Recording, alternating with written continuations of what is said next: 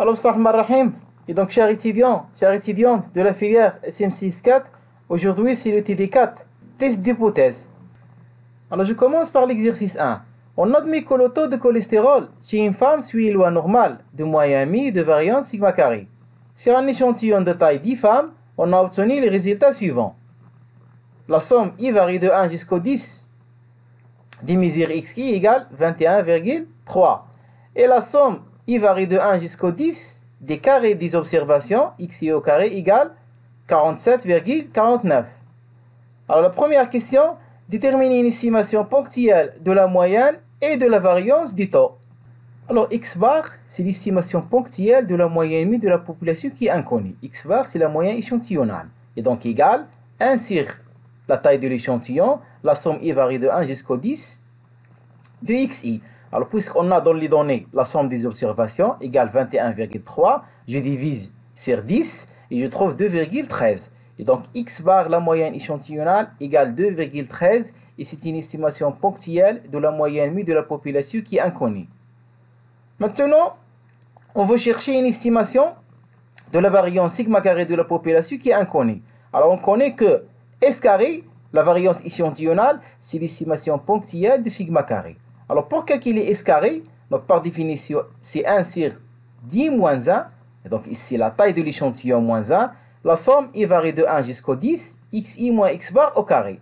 Et donc, on doit calculer cette somme-là. Alors, on sait que 1 sur 10, la somme I varie de 1 jusqu'au 10, XI moins X bar au carré égale 1 sur 10, la somme I varie de 1 jusqu'au 10, XI au carré moins X bar au carré. Pourquoi?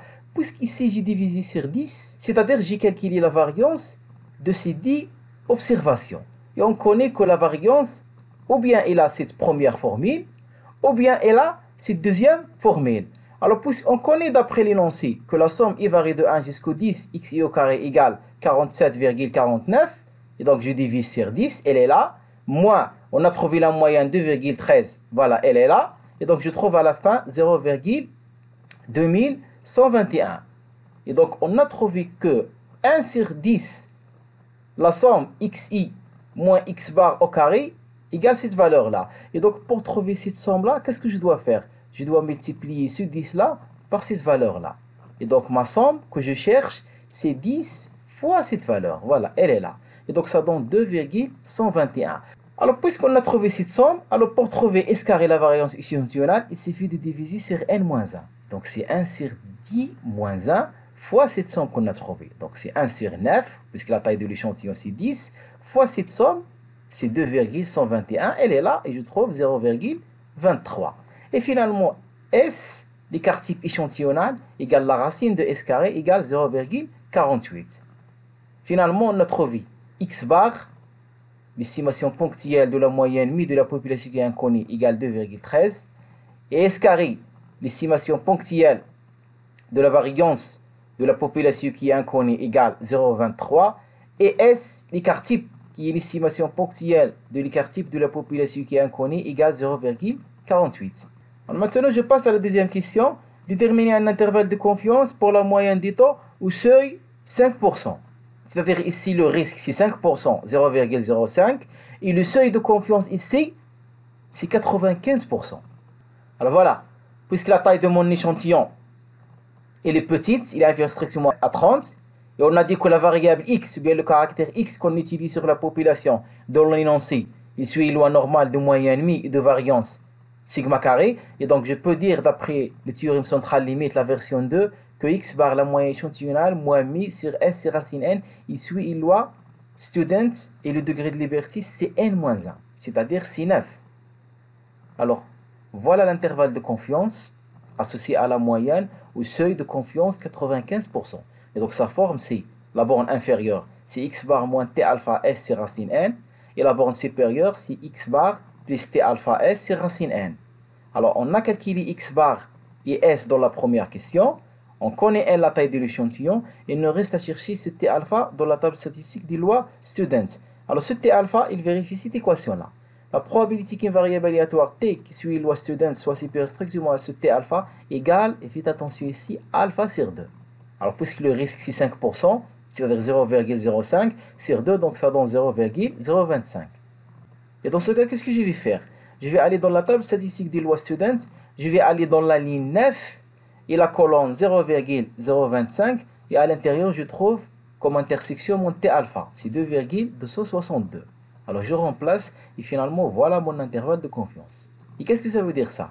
C'est-à-dire la moyenne de la population qui est inconnue, il appartient à cet intervalle-là avec un seuil de confiance très fort, 95%, ou bien la probabilité que mi, il appartient à cet intervalle-là, égale 0,95.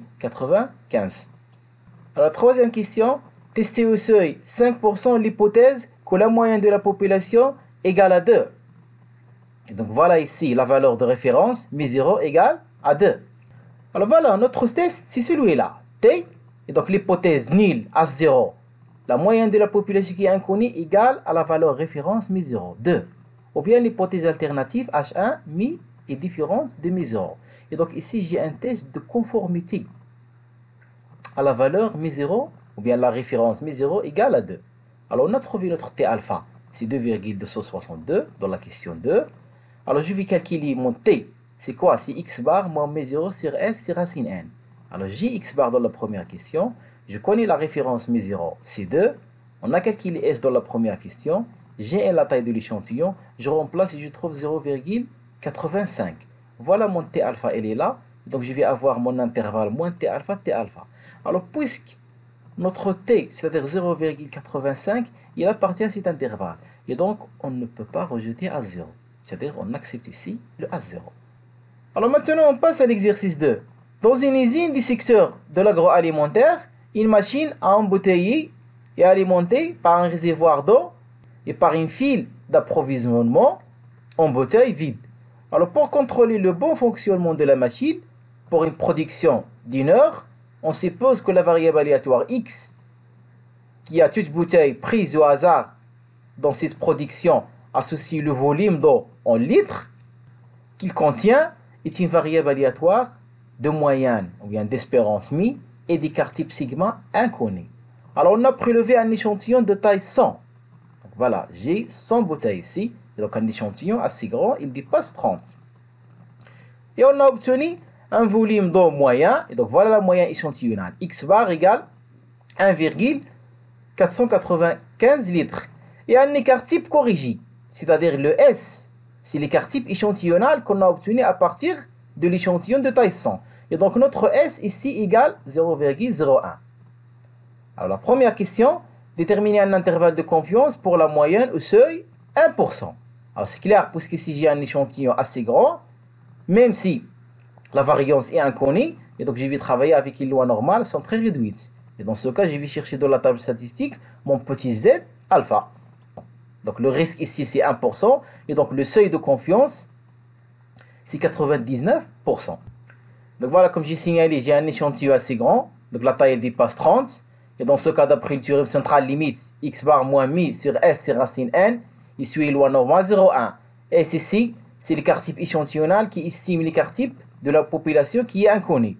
Alors je travaille avec les lois normales, je dois chercher mon z alpha via l'équation suivante, phi de z alpha, c'est-à-dire la fonction de répartition des lois normales sont très réduites au point z alpha égale 1 moins alpha sur 2. Alors mon risque alpha c'est 1%, et donc c'est 0,01. Je remplace ici, je trouve 0,995. Alors si vous cherchez dans la table statistique des lois normales 0,1, vous n'allez pas trouver ce nombre-là.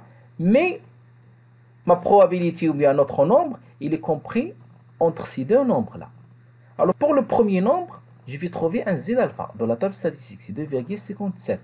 Et pour le deuxième nombre, je vais trouver mon z alpha, c'est 2,58. Et dans ce cas, mon z alpha, il appartient à cet intervalle-là, l'intervalle 2,57 et 2,58. Alors je propose ici comme approximation de z alpha, on va prendre la moyenne ici.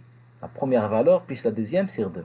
Et donc mon z alpha, c'est 2,75. Alors un intervalle de confiance de la moyenne au seuil 99%, il a cette forme-là. Ici, c'est x bar, la moyenne échantillonnale, S, l'écart type échantillonnal, la taille de l'échantillon, et ici mon z alpha. Z alpha qu'on a trouvé ici. Alors la borne ici inférieure, c'est x bar moins z alpha S sur racine n, et la borne supérieure, c'est x bar plus z alpha S sur racine n. Et donc je remplace, voilà mon intervalle de confiance. c'est-à-dire la moyenne de la population mi qui est inconnue, il appartient à cet intervalle-là avec une forte probabilité égale 0,99. Maintenant, on passe à la deuxième question. Testez toujours au seuil 1% si la moyenne veut 1,5. Et la même chose, j'ai ici un test de conformité à la valeur référence, mais 0 égale 1,5. Donc voilà notre test. L'hypothèse nulle, la moyenne mi de la population qui est inconnue égale à cette valeur référence 1,5, ou bien l'hypothèse alternative, non. Alors on a trouvé notre z alpha, c'est 2,575. Alors je calcule ce i, si x bar moins m0 c'est s, c'est racine n, égale, je remplace, je trouve moins 5. Alors vous voyez que ce moins 5 là, il n'appartient pas à l'intervalle moins z alpha, z alpha. Avec moins z alpha, elle est là. Et dans ce cas, on rejette à 0. Avec un risque alpha égale 1% de se tromper. Donc voilà, le risque ici, alpha égale 1% de se tromper. Alors maintenant, on passe à l'exercice 3. On sait qu'une maladie atteint 10% des individus d'une population donnée. Un chercheur a expérimenté un traitement sur un échantillon de n individus. Il a alors recensé 5% de malades. Alors déterminer la valeur maximale de n, la taille de l'échantillon, qui permet au chercheur de conclure à l'efficacité du traitement au risque 5%. Donc voilà la population. On cherche la taille de l'échantillon. Elle est inconnue. Et on sait que la proportion échantillonnale P bar égale à 5%, 0,05. C'est une estimation ponctuelle de la proportion P qui est inconnue ici. Alors ce test, c'est un test de conformité à une référence P0, elle est là. Donc voilà, P0 égale 10%, c'est-à-dire 0,1. Et donc voilà, mon P0 c'est 0,1. Et le P bar, le 5%, c'est 0,05. Alors effectivement, j'ai ici un test de conformité à une référence P0. Et donc, je calcule mon I, c'est P bar moins P0, c'est racine P0, 1 moins P0 sur N. Alors le risque, c'est 5%. Donc on cherche dans la table statistique notre Z alpha via cette équation-là. Alors on trouve notre Z alpha égale 1,96. Alors d'après l'énoncé, on accepte à 0. Qu'est-ce que ça veut dire on accepte à 0? C'est-à-dire notre I, voilà la statistique qu'on a calculée ici, il appartient à cet intervalle. Qu'est-ce que ça veut dire I, il appartient à cet intervalle? Alors I, il est compris entre moins Z alpha, c'est-à-dire I en valeur absolue, il est inférieur à Z alpha. Alors je remplace mon I, il est là. Et donc voilà, le I en valeur absolue, il est inférieur ou égal à mon Z alpha. Alors ici, je passe au carré pour se débarrasser de la valeur absolue et pour se débarrasser de la racine. Et donc, qu'est-ce qu'on va faire? Et puisque notre n, elle est là, on va trouver que notre n, il est supérieur ou égal Z alpha au carré, P0 fois 1 moins P0 sur P bar moins P0 au carré. Alors, j'ai mon P0, j'ai mon Z alpha, on a le P bar, on remplace, voilà notre n. Il est supérieur ou égal à 138,29. Et puisque n c'est un entier, alors c'est quoi le premier entier qui est supérieur à cette valeur? C'est tout simplement 139. Alors maintenant la deuxième question, déterminer un intervalle de confiance pour la proportion au seuil ou bien au risque 5%. Alors voilà, d'après la question 1, on a trouvé la taille de l'échantillon 139, elle est là, on connaît notre Z alpha. Et donc voilà l'intervalle de confiance associé à la proportion P de la population qui est inconnue au risque 5%, c'est-à-dire le seuil de confiance c'est 95%. Alors on a notre P bar, on a le Z alpha, on a trouvé la taille de l'échantillon, elle est là, je remplace et finalement voilà mon intervalle de confiance. C'est-à-dire la proportion de la population P qui est inconnue, il appartient à cet intervalle-là avec une forte probabilité égale 0,95. Alors maintenant on passe à l'exercice 4. Le volume d'une pipette d'un type donné suit une loi normale de moyenne mi et de variance sigma carré. Le fabricant annonce un écart type sigma 0 égale 0,2 microlitres. Pour le vérifier, et donc voilà, on va faire un test ici, on pipette 20 fois. Et donc la taille de l'échantillon ici égale à 20. Un liquide, on observe une moyenne. Donc voilà la moyenne échantillonnale. X bar égale 10 microlitres. Et un écart type échantillonnal. Donc à partir de cet échantillon-là, on a pu obtenir le S, l'écart type échantillonnal, égale 0,4 microlitres. Et donc le S ici, c'est une estimation ponctuelle de l'écart type de la population qui est inconnue. Et la moyenne échantillonnale ici, X bar, égale 10 microlitres, c'est une estimation ponctuelle de la moyenne de la population qui est inconnue. On a obtenu ces deux valeurs-là à partir de cet échantillon de taille 20. Alors, première question, déterminer un intervalle de confiance pour la variance au seuil 5%. Alors voilà, pour une variance ici, donc la loi c'est Q2 à n-1 degré de liberté, et donc c'est 9. Alors pour trouver un intervalle de confiance de la variance sigma carré qui est inconnu au risque 5%, et donc le seuil de confiance c'est 95%, voilà sa forme. La borne inférieure de cet intervalle c'est n-1 s carré sur A, et la borne supérieure c'est n-1 s carré sur B. Alors le s carré, elle est là. Le s carré c'est 0,4 au carré. Qu'est-ce qu'il nous reste à chercher? Le A et le B. Alors puisqu'on travaille avec une variable aléatoire y carré qui suit loi Q2, alors notre A il vérifie la probabilité que y carré soit supérieur strictement à A égale alpha sur 2. Alors le risque c'est 0,05. Je remplace c'est 0,025. Alors comment trouver ce A là? C'est-à-dire dans la table statistique de loi Q2, je vais aller dans la ligne 9 et la colonne 0,025. Je trouve mon A. La même chose, notre B, il vérifie cette équation là. La probabilité que y carré soit supérieur strictement à B égale 1 moins alpha sur 2. Donc c'est 0,975. La même chose, dans la table statistique des lois Q2, je vais aller dans la ligne 9 et la colonne 0,975 et je vais trouver mon B. On a trouvé le A, on a trouvé le B. Je remplace ici. Finalement, voilà l'intervalle de confiance qui est associé à la variance sigma carré de la population qui est inconnue. C'est-à-dire cette variance-là, il appartient à cet intervalle-là avec une force probabilité égale 95%. Donc 0,95. Alors, la deuxième question, déterminer toujours au risque 5% si l'écart type vaut 0,2. Et donc, la même chose ici, j'ai un test de conformité à cette valeur référence, sigma 0 égale 0,2. Donc, voilà mon test. Alors, l'hypothèse nulle A0, la variance de la population qui est inconnue égale la valeur référence sigma 0 au carré. Donc, 0,2 au carré. Et H1, l'hypothèse alternative, non. Alors, on a trouvé notre A dans la première question. On a trouvé le B via une table statistique de loi Q2. Et dans ce cas, je peux construire l'intervalle AB. Alors, je vais calculer ce Y carré. C'est n-1 S carré sur sigma 0 au carré. Sigma 0, c'est la valeur de référence. On a sa valeur. S carré, c'est la variance échantillonnale. On a sa valeur d'après les données. Et dans ce cas, je remplace, je trouve 30. Alors, ce 30-là, il n'appartient pas à l'intervalle AB. Et dans ce cas, on rejette à 0 l'hypothèse nulle avec un risque alpha égale 5%. 0,05 de se tromper. Alors maintenant, on passe à l'exercice 5. Une étude a été réalisée sur le cancer de la gorge. Pour cela, une population de 1000 personnes a été interrogée. Les résultats obtenus sont donnés dans le tableau de contingence suivant. Donc voilà ici, j'ai ici un tableau. Il y a 2 lignes et 2 colonnes. Normalement, qu'est-ce que j'ai ici? J'ai 2 variables qualitatives. Je vais noter par exemple X. C'est quoi X? C'est être fumeur ou non. Et donc mon X, c'est une variable qualitative. Il a 2 modalités. Fumeur ou non. Et la même chose. Dans cette ligne, j'ai une autre variable qualitative. C'est le Y.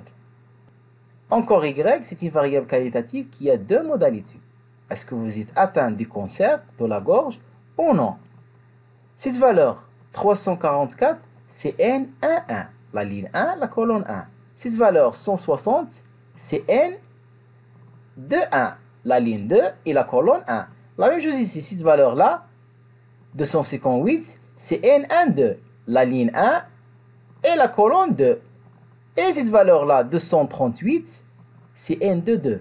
La ligne 2 et la colonne 2. Qu'est-ce que ça veut dire par exemple cette valeur? 238. C'est-à-dire parmi les non-fumeurs, on a trouvé 238 qui ne sont pas atteints du cancer de la gorge. Alors, la première question, doit-on rejeter au risque 5% l'hypothèse d'indépendance des 2 caractères? Donc ici, je dois effectuer un test d'indépendance du Q2. Comme j'ai signalé, X, la variable qualitative, c'est être fumeur, et Y, la variable qualitative, c'est être atteint du cancer de la gorge. Voilà mon tableau de contingence. Alors, j'ai ajouté cette colonne qui contient 2 effectifs marginales, N1 point et N2 point. Le N1 point, c'est la somme de la première ligne, et le N2 point, c'est la somme de la deuxième ligne. Et la même chose ici.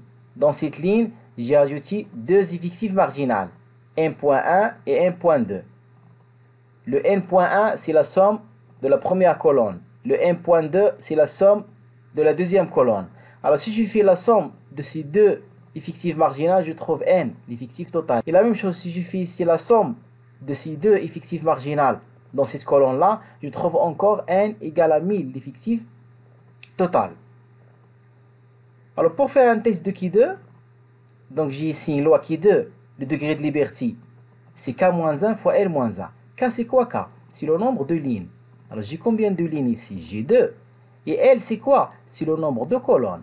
J'ai combien de colonnes? 2. Et donc je vais avoir ici 2 moins 1 fois 2 moins 1. Ça donne 1. Et donc le degré de liberté c'est 1. C'est-à-dire dans la table statistique des lois Ki2, je vais travailler dans la ligne 1. Pour un risque alpha égale 5% à 0,05, on doit chercher ce qui est alpha de la table statistique, qui vérifie la probabilité que la variable aléatoire y carré qui suit la loi Ki2 soit supérieure ou égale à qui alpha égale le risque alpha, 5% 0,05. Et dans ce cas, comme j'ai signalé, je suis dans la table statistique des lois Ki2, je suis dans la première ligne. Et maintenant, je vais travailler dans la colonne 0,05. Alors, l'intersection, il me donne notre Ki alpha. Et donc, voilà notre Ki alpha, c'est 3,8415. Maintenant, la statistique qui suit la loi Ki2, à K-1 fois L-1 degré de liberté. Voilà sa forme. Qui, c'est la somme I varie de 1 jusqu'au K, G varie de 1 jusqu'au L, et ici j'ai les effectifs, N et J moins les effectifs marginales, N point J sur N au carré, et je vais mettre ce terme-là ici. Alors voilà la statistique qui suit la loi Ki2 à K-1, N-1 degré de liberté. Alors comment calculer cette somme-là, qui contient ici les effectifs, ici les effectifs marginales, le carré, la taille de l'échantillon. Alors mon L égale à 2 et mon K égale à 2. Et donc je vais développer au début cette somme-là. Alors cette somme-là, j'ai deux choix. J égale à 1 et J égale à 2. Et donc ici, je vais remplacer seulement le J. Voilà. J égale à 1, elle est là. Et encore J égale à 2. Mais toujours, je garde la première somme. I varie de 1 jusqu'au K. Et la même chose maintenant. Cette somme-là, qu'est-ce qui varie? C'est le I. Et le I, il a deux choix ici. Ou bien 1 ou bien 2. Encore, je vais remplacer I égale à 1 et I égale à 2. Si je remplace I égale à 1, je vais le remplacer ici et ici. Voilà. I égale à 1 ici et I égale à 1 ici. Je vais trouver deux termes. La même chose, maintenant je vais remplacer I égale à 2. Et donc ici, je vais mettre I égale à 2 et I égale à 2. Encore, je vais trouver ici I égale à 2 et I égale à 2, je vais trouver deux termes. Et donc dans le total, j'ai combien de termes? J'ai 4. Effectivement, pourquoi? Parce qu'ici, la matrice est d'ordre 2. Et donc j'ai combien d'éléments? C'est 2 fois 2, c'est 4. Alors je simplifie avec une calculatrice et je trouve mon Ki égale 27,51. On a trouvé au début notre Ki alpha égale 3,8415. On a trouvé maintenant notre Ki, elle est là, 27,51. Alors puisque Ki est supérieur à ce petit Ki alpha, et donc on rejette à 0. Pourquoi on ne rejette pas à 0 si Ki il est inférieur strictement à Ki alpha? Mais puisqu'il est supérieur strictement à Ki alpha, et donc on rejette à 0. Avec effectivement un risque alpha, c'est 5% de se tromper. Et comme j'ai signalé, on a un test de Ki2 d'indépendance, l'hypothèse nulle à 0. Est-ce que X et Y sont indépendantes? Et l'hypothèse alternative H1, non. Alors maintenant, on passe à l'exercice 6. Nous avons réalisé 10 dosages. On a obtenu les résultats suivants. Donc voilà les 10 mesures. Utilisez le test de Chaperon et Wilk pour tester la normalité de ces données. Alors au début, qu'est-ce qu'on va faire? On doit ordonner la série statistique dans un ordre croissant. Donc voilà, je vais commencer par la plus petite valeur, x1 égale à 40. La deuxième, c'est 45, 55, et ainsi de suite, jusqu'à la plus grande valeur. La plus grande valeur, c'est x10 égale à 8. De la deuxième étape, qu'est-ce qu'on va faire? On va calculer ces 5 différences. D1, c'est quoi? C'est x10 moins x1. La dernière valeur moins la première.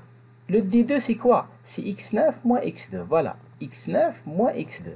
La même chose, D3, c'est x8 moins x3. Voilà, x8 moins x3. D4, c'est x7 moins x4. Voilà, x7 moins x4. Et le D5, c'est x6 moins x5. Voilà, x6 moins x5. Alors, j'ai les valeurs ici. Je remplace et voilà les valeurs. 40, 25, 10, 5 et 0. Mais faites attention, je dois ordonner les données. Maintenant, qu'est-ce qu'on va faire? Dans la table d'Isaïe, on va chercher cette colonne d'Isaïe qui est associée à cette colonne de DI. Et puisqu'ici la taille de l'échantillon n égale à 10, et donc je vais aller dans la table d'Isaïe et je vais trouver les 5 valeurs d'Isaïe qui sont associées au DI. Alors maintenant, qu'est-ce qu'on va faire? Puisqu'on a trouvé la colonne de DI, on a trouvé la colonne d'Isaïe, on va calculer le produit. D1 fois 1, voilà sa valeur. D2 fois 2, voilà sa valeur. D3 fois 3, voilà sa valeur. Et D4 fois 4, voilà sa valeur. Et finalement, D5 fois 5, voilà sa valeur. Alors, je trouve les 5 produits ici. Qu'est-ce que je vais faire? Je vais calculer leur somme. C'est-à-dire la somme de ces 4 valeurs-là. Que je vais noter B. Et donc, mon B égale 33,9365. Je calcule X bar, la moyenne de l'échantillon. C'est la somme des 10 valeurs sur 10, c'est 60. Je calcule le t carré. C'est la somme de i varié de 1 jusqu'au 10, xi moins x bar au carré. Et faites attention, cette formule-là, elle ressemble à s carré, la variance échantillonnale. Mais dans la variance échantillonnale, ici, j'ai 1 sur n moins 1. C'est-à-dire 10 moins 1. Ici, il n'y a pas 1 sur 10 moins 1. Mais je peux utiliser une calculatrice pour calculer cette valeur-là. C'est-à-dire je vais calculer au début la variance échantillonnale, ou bien la variance des données, et après je multiplie par 10 ou 9 si je travaille avec la variance échantillonnale. Je trouve mon t carré, elle est là. Et finalement, on calcule ce W là. C'est B carré, voilà, le carré de cette valeur-là, sur ce t carré là. On trouve 0,9596. Maintenant, qu'est-ce qu'on va faire? On va aller dans la table statistique de Shapiro et Wilk pour chercher notre W alpha. Alors, puisque le risque ici, c'est 5%, et donc la colonne, c'est la première, et la taille de l'échantillon, c'est 10, et donc je vais aller dans la ligne 10, et la première colonne, c'est-à-dire le risque 5%, dans la table de Shapiro-Wilk, pour trouver notre W alpha, égale 0,842. Alors, on a notre W, elle est là. On a trouvé notre petit W alpha, elle est là. Alors, puisque ce grand W, il est supérieur à W alpha, et donc on accepte la normalité des données. C'est-à-dire on accepte ici à 0. L'hypothèse nulle, on a la normalité des données. Contre l'hypothèse alternative H1. Alors maintenant on passe à l'exercice 7. On compare les effets d'un même traitement dans 2 hôpitaux différents. Dans le premier hôpital, 70 des 100 malades traités montrent des signes de guérison. Dans le deuxième hôpital, c'est le cas pour 100 des 150 malades traités. Quelle conclusion peut-on en tirer au risque 5%? Et donc ici, on va comparer les proportions des 2 populations. Donc voilà le test à effectuer. C'est un test de comparaison des proportions des 2 populations. P1, c'est la proportion de la première population, et P2, c'est la proportion de la deuxième population. Et donc voilà l'hypothèse nulle à 0. Est-ce que P1 égale à P2? Contre H1, l'hypothèse alternative P1 est différente de P2. Alors voilà la taille N1 du premier échantillon extrait de la première population, N1 égale à 100, et la taille N2 égale à 150, c'est la taille du deuxième échantillon extrait de la deuxième population. Alors P1 bar, c'est la proportion échantillonnale, c'est une estimation ponctuelle de P1, la proportion de la première population, égale l'effectif, c'est l'effectif total, 70 sur 100, égale 0,7. Et P2 bar, c'est la proportion échantillonnale, estimation ponctuelle de P2, la proportion inconnue de la deuxième population, égale l'effectif, c'est l'effectif total. Et donc, c'est 100, c'est la taille de l'échantillon, de 150, égale 0,67. On calcule ce P bar, et c'est quoi ce P bar? C'est une estimation ponctuelle de P. Le P ici égale à P1. Donc, je peux mettre ici P1 égale à P2 égale à P. Alors, ce P, je peux l'estimer par ce P bar là. C'est une estimation ponctuelle de la proportion commune pour les 2 populations. Et donc c'est N1 P1 bar plus N2 P2 bar sur N1 plus N2. Je remplace, je trouve 0,68. Le risque c'est 5%. On travaille avec les lois normales sont très réduites. On cherche notre Z alpha via cette équation là. Et donc on trouve dans la table statistique Z alpha égale 1,96. On calcule le I. C'est quoi le I? C'est P1 bar moins P2 bar sur racine ici 1 sur N1 plus 1 sur N2 fois P bar fois 1 moins P bar. je remplace, je trouve notre I, c'est 0,5. Alors, puisque le I, il appartient à l'intervalle moins z alpha, voilà, moins z alpha, elle est là. Et donc, on ne peut rejeter à 0. C'est-à-dire, on accepte ici l'hypothèse nulle à 0. Alors, finalement, on termine par l'exercice 8. Sur deux groupes de même taille, 10 malades, on expérimente les effets d'un traitement destiné à diminuer la pression artérielle. On observe les résultats suivants. Valeur de la tension artérielle systolique en centimètres Hg. On supposera que les populations sont gaussiennes. Donc voilà le groupe 1, elle est là. Donc c'est un échantillon, si vous voulez bien, d'une population P1. Et voilà le groupe 2, encore c'est un échantillon ici E2 d'une population P2. Alors le traitement ici a-t-il une action significative au risque 5%? Et donc qu'est-ce qu'on va faire? Il suffit de comparer les moyens dans les deux populations à partir de ces deux échantillons. Mais avant de comparer les moyens, on doit vérifier la condition ici, l'égalité des variances. Et donc on va faire un test au débit pour comparer les variances des deux populations. Si on a égalité, c'est-à-dire si on accepte ici l'égalité, et dans ce cas on peut effectuer le deuxième test, c'est la comparaison des moyens. Donc voilà le premier test à effectuer. Est-ce qu'on a égalité des variances? C'est l'hypothèse nulle. Sigma 1 au carré, c'est la variance inconnue dans la première population. Et sigma 2 au carré, c'est la variance inconnue dans la deuxième population. Alors je vais estimer sigma 1 au carré par la variance échantillonnale. S1 au carré, c'est 1 sur la taille du premier échantillon, N1 moins 1.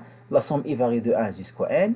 Xi, les valeurs dans le premier échantillon, bien le premier groupe, le groupe 1, moins x1 bar. x1 bar, c'est la moyenne qu'on obtient dans le premier groupe au carré, donc je trouve 4,04. La même chose, je vais estimer sigma 2 au carré, la variance inconnue dans la deuxième population, via la variance échantillonnale, le S2 au carré. Donc c'est 1 sur la taille maintenant du deuxième échantillon, et ici je vais utiliser la moyenne du deuxième échantillon. Je remplace, c'est-à-dire le deuxième groupe ici.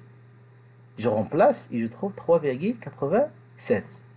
Effectivement, dans le test de comparaison des deux variances, on travaille avec une Fisher, les lois de Fisher-Snedecor, à N1-1, N2-1 degré de liberté. Donc le degré de liberté ici, c'est 9,9, puisque la taille de l'échantillon N1 égale à N2 égale à 10.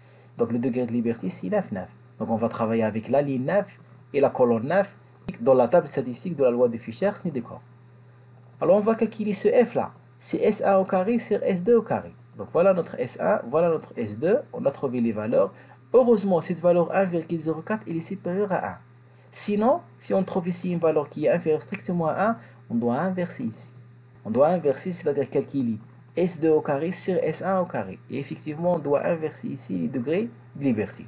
Heureusement, notre F égale 1,04, il est supérieur strictement à 1. Et dans ce cas, je vais aller dans la table statistique de Fisher-Snedecor pour chercher ce f alpha. La probabilité qu'une variable aléatoire f qui suit la loi de Fisher-Snedecor soit supérieure strictement à ce f alpha égale alpha sur 2. Donc faites attention ici, alpha sur 2. Le risque c'est 5%, 0,05. Donc voilà, c'est 0,025. C'est-à-dire pour les degrés de liberté 9,9, je vais aller dans la table de Fisher-Snedecor associée à la probabilité 0,025. Et je vais trouver mon f alpha. Je ne vais pas trouver une valeur exacte, mais je vais trouver un encadrement. Mon f alpha, il appartient à l'intervalle 3,96 et 4,10. Et dans ce cas, puisque mon f que j'ai calculé ici, il est inférieur à f alpha, et donc on accepte à 0. Heureusement, on accepte ça à 0. C'est-à-dire on accepte l'égalité des deux variances inconnues dans les deux populations. Et dans ce cas, je peux effectuer le deuxième test. C'est la comparaison des deux moyens. Maintenant, le deuxième test, c'est la comparaison des moyens dans les deux populations. L'hypothèse nulle A0, μ1 égale à μ2. μ1 c'est la moyenne inconnue de la première population. μ2 c'est la moyenne inconnue de la deuxième population. On a trouvé que x1 bar, c'est une estimation ponctuelle de μ1. x2 bar, c'est une estimation ponctuelle de μ2. Contre l'hypothèse alternative H1, μ1 différente de μ2. Alors ici, on travaille avec des petits échantillons. La taille est inférieure à 30. Et donc, j'ai ici une loi student. Et le degré de liberté, d'après le cours, c'est N1 plus N2 moins 2. Donc, faites attention ici. N1 plus N2 moins 2. Je remplace N1 c'est 10, N2 c'est 10. Je trouve 18. Donc, le degré de liberté, c'est 18. Je cherche le T alpha. C'est quoi le T alpha? D'après la loi de Student, il vérifie cette équation-là avec un risque 5%. C'est-à-dire, qu'est-ce que je vais faire? Donc ici, 5%, 0,05. Et donc ici, je trouve 0,05 sur 2, c'est 0,025. Et donc dans la table statistique des lois Student, je vais aller dans la colonne 0,025 et la ligne 18 pour trouver mon T alpha. Elle est là. T alpha égale 2,101. Je calcule le T, c'est x1 bar moins x2 bar sur S sur racine 1 sur N1 plus 1 sur N2. C'est quoi le S? Le S, il est là. Il vérifie S carré égale N1 moins 1 S1 au carré plus N2 moins 2 S2 au carré sur N1 plus N2 moins 2. Voilà, je remplace, elle est là. Donc finalement, je trouve que mon T, c'est 0,84. On a trouvé notre T alpha 2,101. Alors on vérifie facilement que le T, il appartient à l'intervalle moins T alpha, T alpha. Et donc on ne peut pas rejeter à 0. Alors fin et bon courage.